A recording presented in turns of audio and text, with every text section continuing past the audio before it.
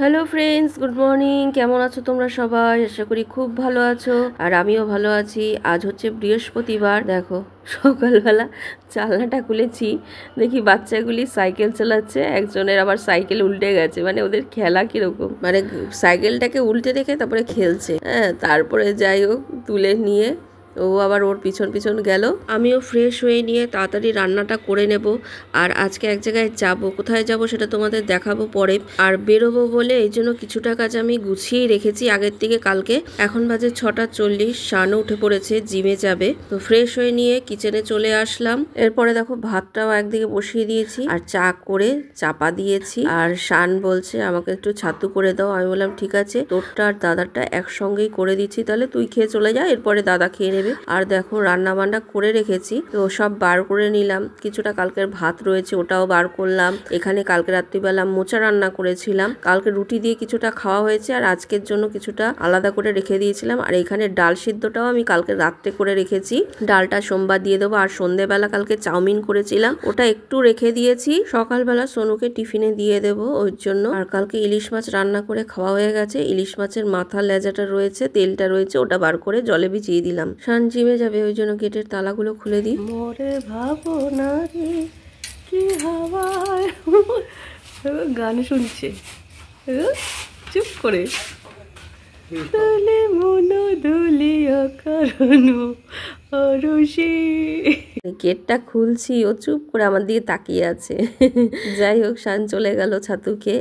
আমি এদিকে ভাতটা প্রায় হয়ে গেছে, মোচাটা গরম বসিয়েছি। আর ডালটা দেখো অনেকটাই রয়েছে, তো তাই দুভাগ করে রাখলাম, যে আজকেও কিছুটা রান্না করবো আর কালকে কিছুটা রান্না করবো। দুটো ডিম সিদ্ধ করলাম, আবার একটু পটল ভাজা বসিয়েছি। আর ডালটা টমেটো দিয়ে সোমবার দিলাম। ইলিশ মাছের মাথা লেজা দিয়ে আলু দিয়ে করলাম, এটা সোনু শান খাবে না, ওই জন্য ওদের জন্য পটল ভাজাটা করলাম। তারপরে চাউমিনটা গরম করে সোনুর বক্সে ভরে দিলাম। আর দেখো এখানে ভাত করলাম, পটল ভাজা, ডিম সিদ্ধ, আর এখানে হয়ে গেল টমেটো দিয়ে ডাল, তারপরে মোচার ঘন্ট, আর ইলিশ মাছের মাথা তেল দিয়ে আলু দিয়ে একটা চচ্চড়ি করলাম। ব্যাস রান্না হয়ে গেল তাড়াতাড়ি। এরপর সোনুর লাঞ্চ বক্সগুলি গুছিয়ে দিলাম। এখন বাজে দেখো 8:30, মানে 8:35 বাজে।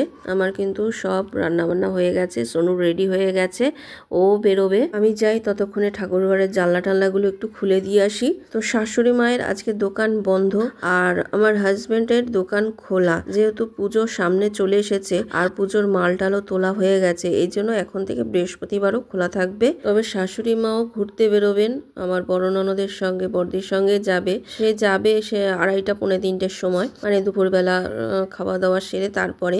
কিন্তু আমি বেরোবো তাড়াতাড়ি, এই জন্য কাজটা যাতে তাড়াতাড়ি হয়ে যায়, আমি আমার কাজগুলি কিন্তু অনেকটা কালকে গুছিয়ে রেখেছি। তো ঠাকুরের বাসনটাও কিন্তু আমি কালকে সন্ধেবেলা সন্ধে টন্ধে দিয়ে মেজে রেখেছি। সোনু এদিকে রেডি হয়ে বেরিয়ে যাচ্ছে, আর শাশুড়ি মাও ঘুম থেকে উঠে পড়েছে। তা আমি ভাবলাম আমার যখন কাজ হয়ে গেছে, আমি এদিকে ঘরটা ঝাড় দিয়ে ঘরটা মুছে নিই, ঠাকুরের বাসন তো মাজাই আছে, তাড়াতাড়ি পুজোটা দিয়ে নেব। আজকে বৃহস্পতিবার, তো পাঁচালি পরে পুজো করতে হবে। আর আজকে বেশি কাচাকুচিও করব না, সকাল থেকে আকাশটা মেঘলাই করে রয়েছে, বৃষ্টিও নেই আবার রোদও নেই, কিন্তু একটা ভ্যাপসা গরম রয়েছে। তো ঘরটার মুছে নিয়ে আমি তো স্নান করতে চলে যাব। এদিকে আমার হাজবেন্ড, শাশুড়ি মা, তারপরে শান, ওরা খাবে। ওদের সব খাবারগুলো কিন্তু আমি আলাদা আলাদা করে বাটিতে বেড়ে তারপরে আমি জামা কাপড় কেচে স্নান করে এসেছি। দেখো আমার পুজো করা হয়ে গেছে, পুজো করে নিয়েছি। আজকে শুধু মা লক্ষ্মীর আর গোপালের কাপড় খুলেছি, এমনি সব ঠাকুরকে স্নান করিয়ে দিয়েছি, কিন্তু কাপড়টা খুলেছি শুধু লক্ষ্মীকে পরিষ্কার করলাম। মঙ্গলবার দিন গোপালকে পরিষ্কার করেছি, আজকে লক্ষ্মীকে পরিষ্কার করলাম, মানে টক দই দিয়ে স্নান করিয়েছি। পুজো করতে করতে দেখি দুধওয়ালা দুধ দিয়ে গেছে, তো দুধটাও রেখে দিলাম ধুয়ে ফ্রিজে। এখন আমি বেরিয়ে পড়েছি, তাও দেরি হয়ে গেছে, 1:45 বাজতে যায়। মা ওদিকে রেডি হয়ে বসে আছে। যেখানে যাওয়ার কথা ছিল সেখানে চলে এসেছি। তো আমি আর আমার মা এসছি, আমি তো চিনি না, ওই জন্য আমার মায়ের সঙ্গেই এসছি। এসে দেখলাম কীর্তন তখনও হচ্ছে, তবে অনেকটাই দেরি হয়ে গেছে, 11টার দিকে শুরু হয়েছে। মা তো 12টার দিকে বসে আছে, আমাকে 2-3বার ফোন করার পরে তারপরে আমি বললাম যে মা আমি আসছি, দাঁড়াও। ঘরের কাজকর্ম সেরে, পুজো সেরে, তারপরে সবার খাবার টাবার গুছিয়ে রেখে তারপরে বেরিয়েছি। বেরিয়ে দেখি তাও রিক্সা নেই, অনেক অনেকটা হেঁটে এসে তারপরে একটা যাও রিক্সা পেলাম, তারপরে আবার মিষ্টির দোকান থেকে মিষ্টি নিলাম, এই জন্য অনেকটাই দেরি হয়ে গেছে, যেতে যেতে প্রায় 1:30 বেজে গেছে। যাই হোক, মা এখানে এসছে, কয়েকদিন এসছে, পাঠ শুনেছে, গীতা পাঠ, ভাগবত গীতা পাঠ হয়েছে, শুনেছে। তো আজকে হচ্ছে 64 মহন্তর যে ভোগ, সেই ভোগ লাগানো হয়েছে, তো প্রচুর ভিড় হয়েছে। এই দেখো, ভোগ আরতি হওয়ার পরে সবাই ভোগ দর্শন করছে, দক্ষিণা দিচ্ছে। আমরাও উপরে আসলাম। এটা 3 তলায় হচ্ছে। এটা একজনের বাড়ি, আসলে ওনার বাড়িতে গৃহপ্রবেশ হলো, তো গৃহপ্রবেশে উনি পুজো না দিয়ে এইটা দিয়েছেন, মানে 7 দিন যাবৎ ভাগবত গীতা পাঠ হয়েছে এবং আজকে 64 মহন্তের ভোগ লাগানো হয়েছে। যারা এই গীতা পাঠ বা ভোগ লাগিয়েছেন তারা কিন্তু নবদ্বীপ থেকে এসছেন এবং একজন আমি শুনলাম যে বৃন্দাবন থেকেও এসছিলেন, তিনি চলে গেছেন, কিন্তু নবদ্বীপের থেকে যারা এসছেন তারাই রয়ে গেছেন। তো এই ভোগ দর্শন করতে বহু লোক এসছেন। মা আমাকে আগেই বলেছিল যে তুই কি যেতে পারবি, তা আমি বলেছিলাম চেষ্টা করব, আমার ইচ্ছা আছে যাওয়ার। তো ওই জন্যই অনেকটা কাজ গুছিয়ে রেখেছিলাম, তাও অনেকটাই দেরি হয়ে গেল। যাই হোক, শেষ পর্যন্ত ভগবানের কৃপায় আসতে তো পারলাম, দেখতে তো পারলাম। কোনোদিন এরম ভাবে চোখের সামনে 64 মহন্তের ভোগ আমি দর্শন করিনি, তো আজকে দেখে খুবই ভালো লাগছে। মা বলছে যে এইটা আরো বড় হয়, মানে 164 মহান্তের ভোগও হয়। এটা হচ্ছে শুধু 64 মহান্তের ভোগ, যেটা 164 মহান্তের ভোগ হয় সেটা আরো বড় হয়।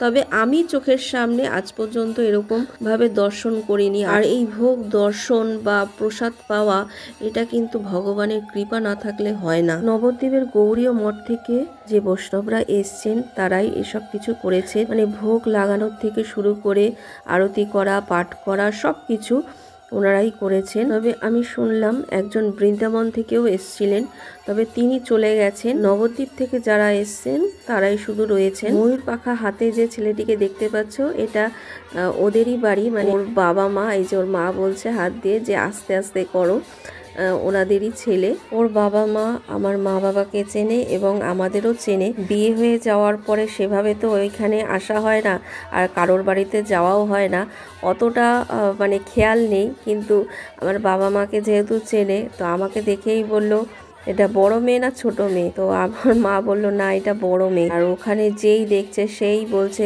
তোমরা কি 2 বোন, তোমরা কি 2 যা, আবার কেউ বলছে তোমরা কি মা মেয়ে, মানে একই রকম দেখতে। তো আমি, আমার মা, আমার বোন একই রকম দেখতে, এই জন্য সবাই বলে কি তোমাদের মুখগুলো একরকম। আমি বললাম হ্যাঁ একই তো হবে, মায়ের মেয়ে তো একই রকম মুখ হবে। আর আমি তো ওইখানে মানে ভিডিও করব কি, এত ভিড়, আমি পা উঁচু করে ভিডিও করছি, মা আমার কোমর চাগিয়ে তুলছে। তো যাই হোক, ওইখানে ভোগ দর্শন করে দক্ষিণা দিয়ে আমরা আবার নিচে চলে আসলাম, কারণ এখন ভোগের প্রসাদগুলো সব গোছানো হবে, ওই জন্য আবার নিচে নেমে আসলাম। এসে আবার যেই ঘরে কীর্তন হচ্ছিল সেই ঘরে এসে বসলাম। তো এইখানে এসে আবার অনেকের সঙ্গে দেখা হলো, কথা হলো। তারপরে আমাদের ভাড়াটিয়া দিদা দাদুকেও দেখলাম। মা বলছে আমি তো কখন দিয়ে খুঁজছি, আপনাকে দেখতে পাচ্ছি না, বলে এখানেই ছিলাম। তারপরে বসে সবাই একটু গল্প টল্প করার পর আবার আমরা উপরে গেলাম, কারণ এরপরে প্রসাদ নেওয়ার জন্য প্রচুর ভিড় হয়ে যাবে। তো ওনারা প্রসাদ গুছিয়ে নিয়ে কাপড় পেতে দিল, তারপরে সবাই বসলো ভক্তরা, এবং থালাও দিয়ে দিয়েছে দেখতে পাচ্ছ। প্রথমে চরণামৃত নিয়েছি, তারপরে দেখো প্রসাদ বিতরণ শুরু হয়ে গেছে। ঠাকুরের ধ্বনি দিয়ে তারপরে প্রসাদ খাওয়া শুরু হলো। তো প্রসাদে কি কি করেছিল তোমাদের তো সেটা বলবোই। তো প্রথমে দেখো নুন জল দিয়ে গেছে, তারপরে লুচি দিয়েছে, পাঁচমিশালি একটা সবজি দিয়েছে, তারপরে দিয়েছে অন্ন, পরে দিয়েছে ডাল, তারপরে দিয়েছে কচুর শাক, তারপরে দিয়েছে ছোলা দিয়ে মোচার ঘন্ট, তারপরে দিয়েছে আলুর দম, তারপরে দিয়েছে পনির, এরপরে দিয়েছে পুষ্প পোলাও, তারপরে চালতার চাটনি, এর সঙ্গে পাঁপড়, তারপরে দিয়েছে পায়েস, এরপরে দিয়েছে ফল প্রসাদ, এরপরে মিষ্টান্ন দিয়ে প্রসাদ খেয়ে বাইরে চলে আসলাম, কারণ হাত ধোয়ার ব্যবস্থা বাইরেই করা হয়েছে, যেহেতু নতুন বাড়ি, আমাদের যা বললাম আর কি।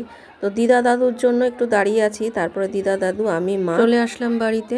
দেখো আমরা প্রসাদ পেয়ে আসলাম, এখন বাজে 3:10।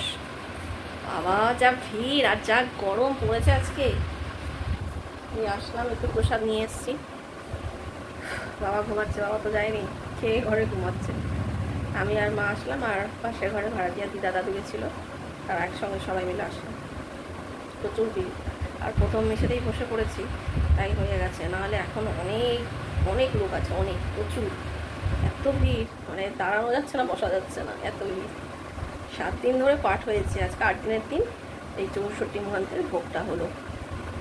ভোগ বলে না, ভোগ দর্শনেও দুর্ভোগ কাটে, তো কপালে ছিল ভোগ দর্শন। ভগবানের কৃপা না থাকলে হয় না এসব। যাই হোক, ভোগ দর্শন করলাম, প্রসাদ পেলাম, প্রসাদ আবার নিয়ে আসলাম। হ্যাঁ, আর বাড়িতে শান রয়েছে, ও সন্ধ্যাবেলা যাবে টিউশনে। আমি সোনু আসার আগেই চলে যাচ্ছি। 6টা বাজে, ঘুম দিয়ে উঠেছি, আজ চোখ মুখ খুলে গেছে। বাড়ি চলে এসেছি 6টা 40-এই। আমি ভাবলাম বোধহয় শান বেরিয়ে গেছে, পড়তে যাবে, ও 7:30 দিয়ে পড়া। আমি ভেবেছিলাম যে চলে গেছে, মানে বেরিয়ে গেছে, অনেকটা রাস্তা তো, আর বন্ধুর সঙ্গে হেঁটে যায়। তা এসে দেখলাম না, ও বাড়িতে আছে, ও সন্ধে দিয়েছে, ওকে বলে দিয়েছিলাম যে তুই সন্ধেটা দিবি। তো সন্ধে দিয়ে দেখি দুধ জাল দিয়েছে, দুধ খেলো। আর সোনু এখনও আসেনি, সোনু আস্তে আস্তে তাও 8 ঘন্টা 40 মিনিট পর ও আসবে। তো এসে দেখি মানে খাবার বাসন টাসন করে রয়েছে। তো প্রসাদ একটুখানি মা রেখেছে আর বাবার জন্য, বাবা তো যায়নি, আর ওদের জন্য একটুখানি দিয়ে দিয়েছে, মানে যা প্রসাদ এনেছিলাম ওখান থেকে। তো দুধ খেলো শান, ওই জন্য এখন বললো না আমি এখন আর প্রসাদটা খাবো না, এসে খাবো, পড়তে চলে যাবে। আর আমিও এসে এই হাত মুখ ধোবো এখন, তারপরে আবার বাসনগুলো মাজবো, রান্না করব। সোনু এসে বলবে কি রান্না করেছো, তো একবারে খেয়ে নেয়। আর যা রান্না মানে করেছিলাম সবই মানে মোটামুটি খাওয়া হয়ে গেছে। এখন কি করি দেখি, রান্না যাব। আর আমি এই প্রথম দেখলাম 64 মহান্তের ভোগ, প্রথম দেখলাম। হ্যাঁ, মা বললো এটা 164 মহান্তের ভোগ হয়। হ্যাঁ, তো এটা তো শুধু 64 মহান্তের ভোগ হয়েছে, মানে ভোগ দর্শন করাও মানে কত মানে ভাগ্যের দরকার হয়, সবার কিন্তু ভাগ্যে হয় না। আর প্রচুর লোক হয়েছিল, প্রচুর, তোমরা তো দেখলেই, মানে এত লোক হয়েছিল, প্রচুর লোক। 7 দিন ধরে পাঠ হচ্ছে, ভীষণই ভালো লাগলো, ভীষণ ভালো লেগেছে, প্রথম দেখলাম আমি। হ্যাঁ, তো এর আগে দেখেছি, ছবিতেই দেখেছি, গিয়ে কখনো দেখা হয়নি আমার, এই এখন মানে প্রথম দেখলাম। মানে ভগবানের কৃপা না থাকলে এসব হয় না। দেখি এবার কি রান্না করবো। ফ্রেন্ডস, একটুখানি ফেনা ভাত করলাম, এর মধ্যে আলু দিয়ে দিয়েছি আর লঙ্কা দিয়ে দিয়েছি, নুন দিয়ে দিয়েছি, ঘি দিয়ে খাবে। আর এখানে করলাম ডিম অমলেট। শানও চলে এসছে পড়ে, তো আমি ভাবলাম তাহলে একেবারেই দিয়ে দিই, প্রায় 10টা বাজে এখন। তো হাজব্যান্ড এখনও আসেনি, আমার শাশুড়ি মাও আসেনি। মা বোধহয় ওই আমার হাজব্যান্ডের সঙ্গে একবারে গাড়ি করেই আসবে, ওখান দিয়েই আসে, তো একেবারে হয়তো মাকে নিয়ে আসবে। তো হয়ে গেছে, গরম গরম দিয়ে দিই ওদের। সন্ধ্যাবেলা সেরকম একটা কিছু টিফিন করিনি তো, আর প্রসাদ খেয়েছে একটুখানি, শুধু অল্প একটু প্রসাদ। ভাবলাম আবার রুটি করব, তরকারি করব, কি তরকারি করব, সোনু এদিকে রুটি খেতে চায় না, ওই জন্য ভাবলাম একেবারে এইটাই করি, গরম গরম দিয়ে দিই, আবার কালকেরটা দেখা যাবে। তো ঠিক আছে ফ্রেন্ডস, আজকের ভিডিওটা এখানেই শেষ করছি, আবার দেখা হবে নতুন আরেকটা ভিডিওর সঙ্গে। ততক্ষণ পর্যন্ত খুব ভালো থেকো, সুস্থ থেকো, গুড নাইট, টাটা।